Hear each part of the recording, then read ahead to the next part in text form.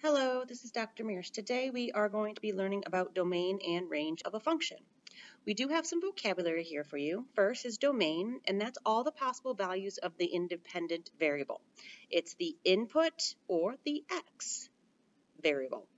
Our range are all the possible values of the dependent variable. That's the output, that's the y, or in our function, it could be the f of x. Discrete data is graphed as separate distinct points. It's kind of like a scatter plot where you just see distinct points. Continuous data is graphed as lines or curves.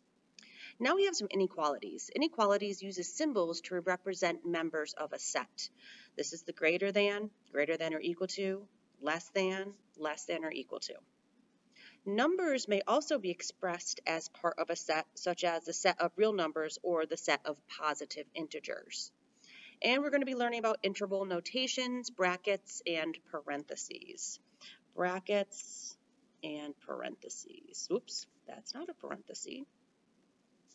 That's a parenthesis. There we go. Our examples. Example 1. State the following descriptions in both inequality or set interval notation. So what we're doing first is we're going to understand how to write as groups. So for example, x for part A, x is from -3 and 8 inclusive. So we're going to learn how to take this statement that's in English and transfer it to a mathematical statement. That's going to help us to write about domain and range. When we look at a graph, we're going to be able to point out domain and range, but we're going to have to write it using symbols, brackets, and parentheses. So that's what we have to learn first, how to take this English sentence and turn it into a mathematical sentence. So stick with me, everybody. And remember, if you have questions, I'm here to help. So x is from -3 and 8 inclusive. So when you have brackets and they're pointing towards each other, so they look like they're kind of pointing towards each other, this means included.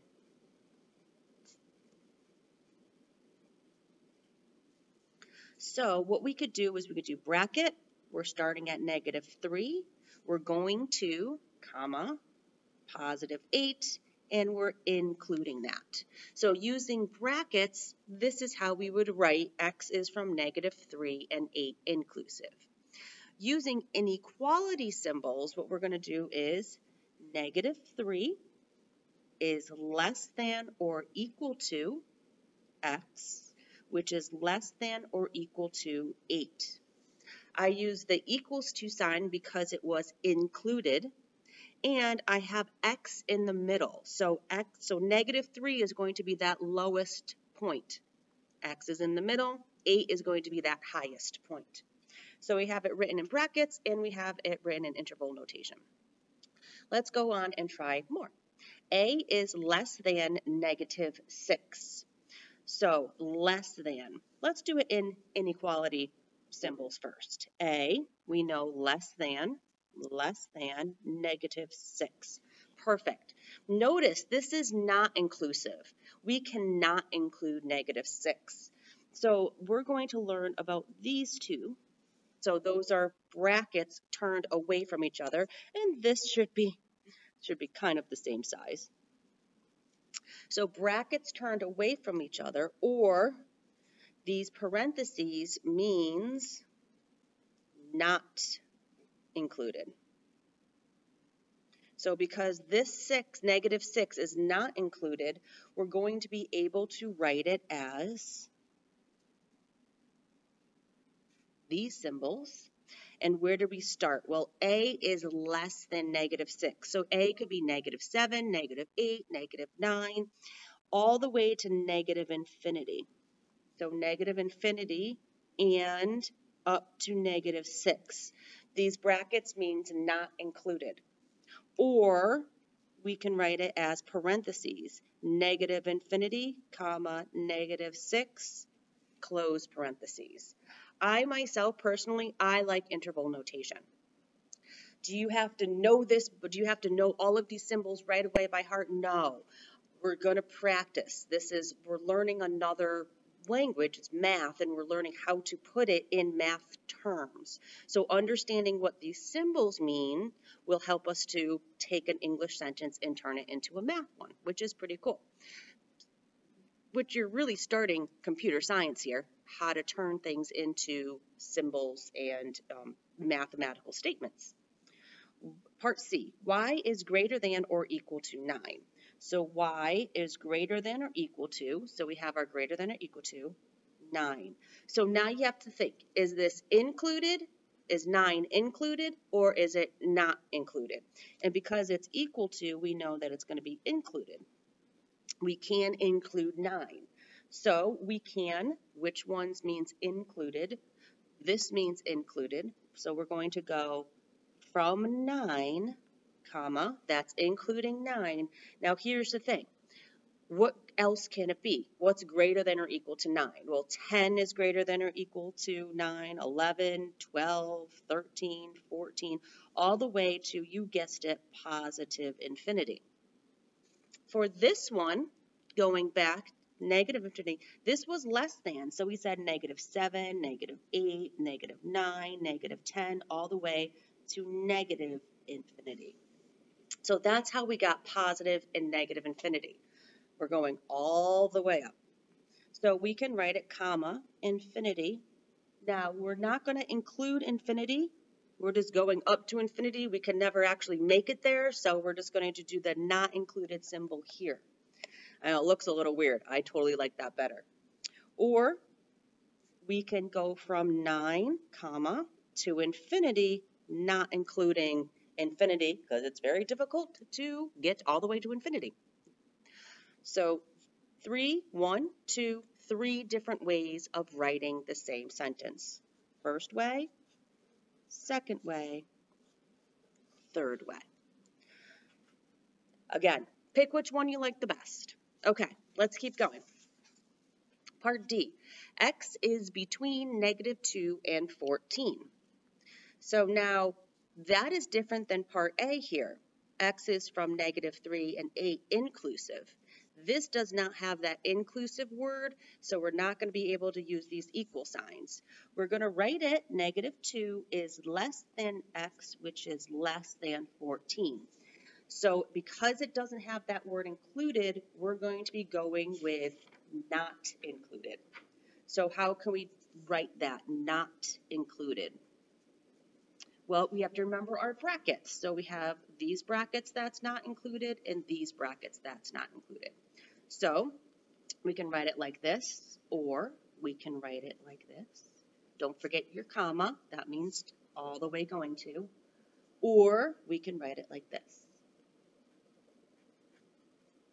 3 different ways. One or the other or the other.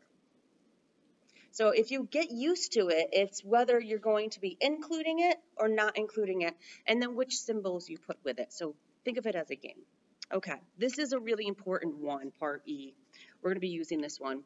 N is all real values. Right now, all the numbers that we use, positive, negative, fractions, those are real numbers. There is another number system that's imaginary. And we can talk about that later, but right now we're just going to live in the real world with real values. So how you write this is N is in, that's a fancy E, and then we have a fancy R. So this means N is all real values. We can also write it with brackets.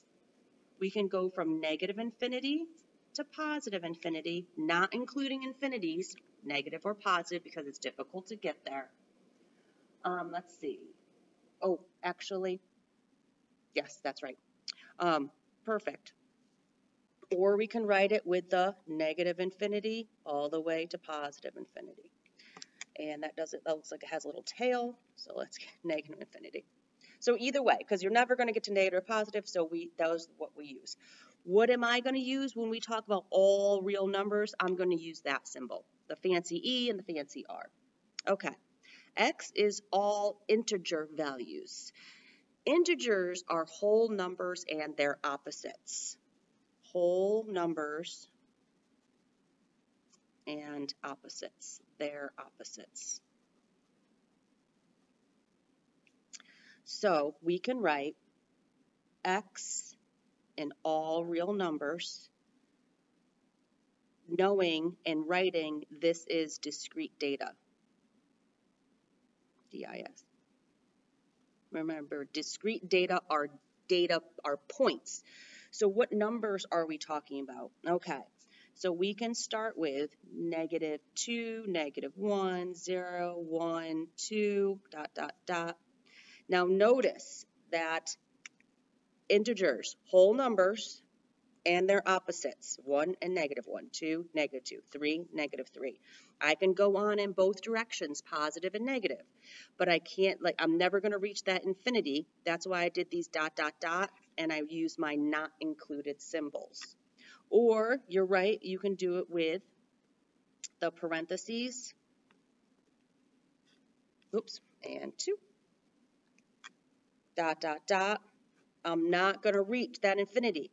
So that's why it's not included, that infinity, because I'm not going to reach it. Okay, now that we know how to write an interval notation, what we're going to do is we are going to now start stating the domain and range.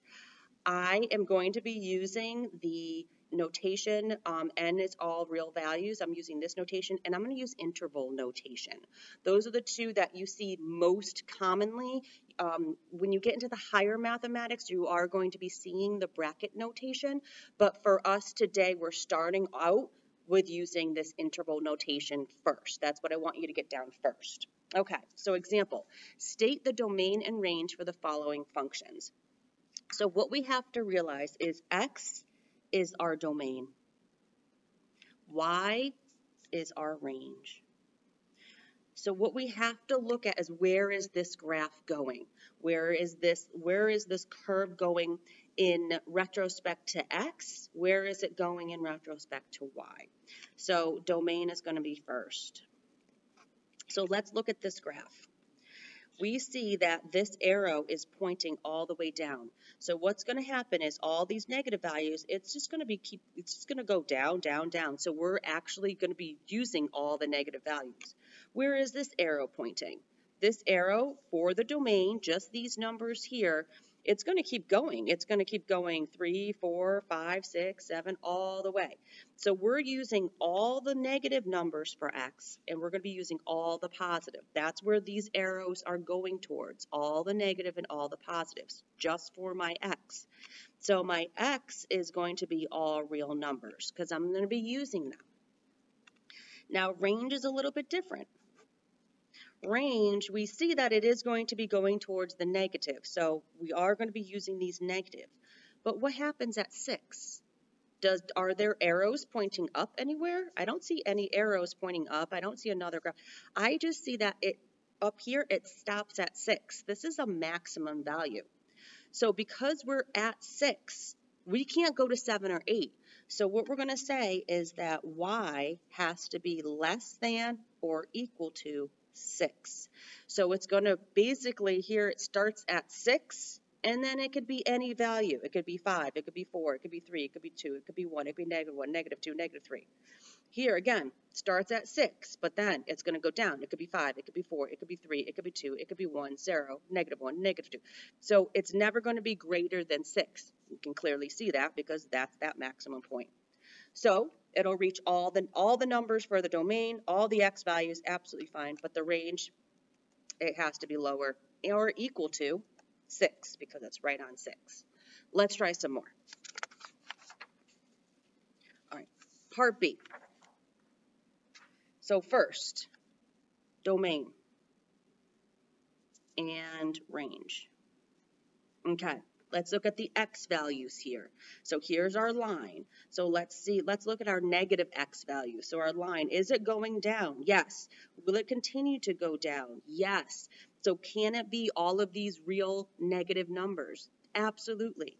Is it going up? So over here, now I'm looking at this side. Is it going up over here? Yes. Is it going to keep going up? Absolutely. So for our domain, our x is going to be all real numbers. It's going to go down towards these negative numbers here, and it's going to go all the way over to the right. So it can keep going to the left. Remember, left is negative, and right is positive. Positive. Okay, so is it going to be going all the way to the right? Yes. Is it going to be going all the way to the left? Yes. So that means that the domain is going to be all real numbers. Let's look at the range. So here's for range, when we go up, we're going to be going towards all the positives. So is this graph going to keep going up? Absolutely. And when we go down, we're going towards the negatives. Is this graph going to keep going down towards the negatives? Absolutely. So now for our range, and I'm just going to write it here, our y's are going to be all real numbers too. That's very convenient. Okay, so if you like this, where you look to see if it goes right, those are your positives, and if it goes left, those are your negatives. If you like how I set this up, please write it down. This will help you. This is your little map. So let's use this little map here for part C. All right, so this is your domain. This is your range. I'm just going to start kind of domain and range. Okay, so let's look at our graph here. Let's go right. So if we go right and we follow this graph, will it keep going towards our positive numbers for our domain? Yes. If we follow this graph and we go left towards the negative numbers, will it keep going? Yes. That's why we have arrows. So are all my x values going to be all positives and all negatives? Yes. So we're going to use all real numbers. Excellent. Let's look at my range. So my range is how high or how low, how far up or how far down. So let's just look at this graph. All of a sudden we see that it's up here at 2. And let's see over here. If we go up here, does it go to 2 as well? It does.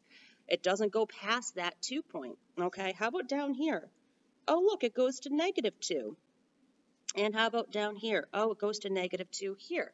So it's between -2 and +2.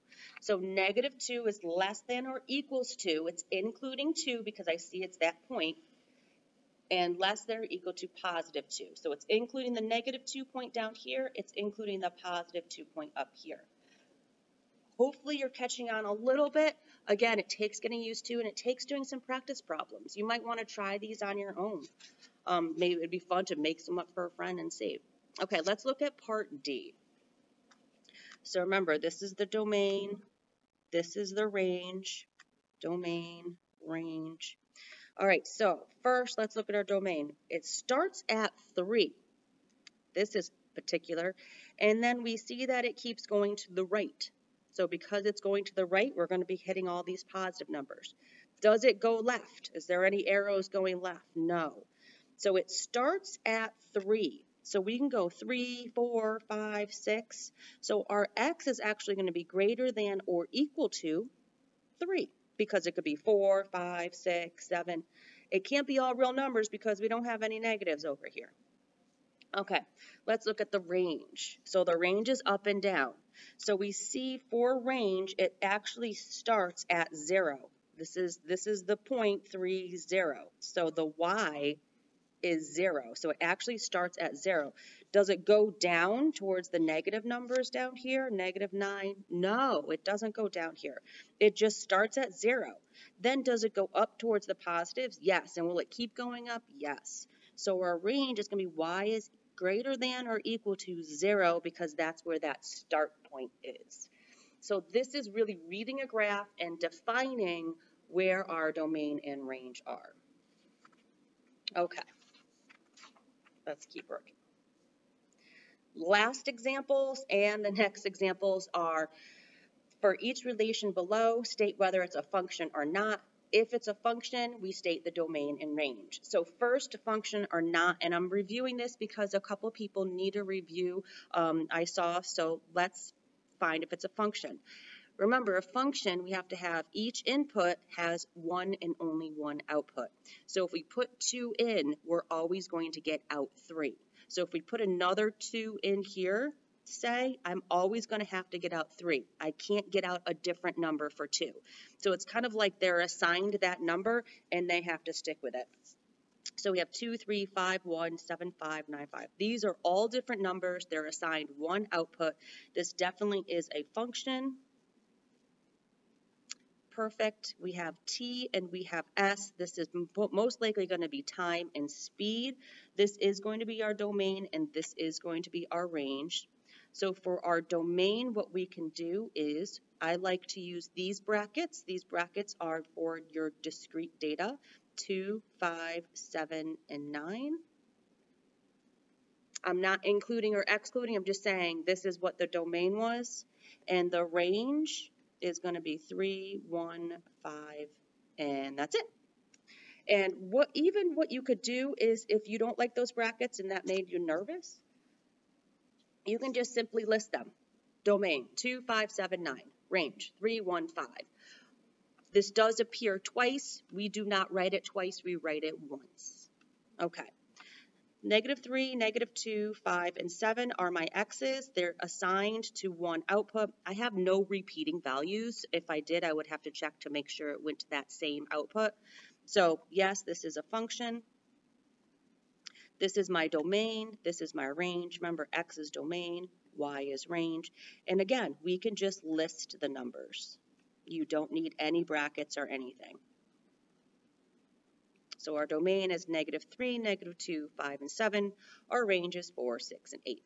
Okay, part C for this one, we have -3, -1, +3. This is a function. Each one has its distinct output.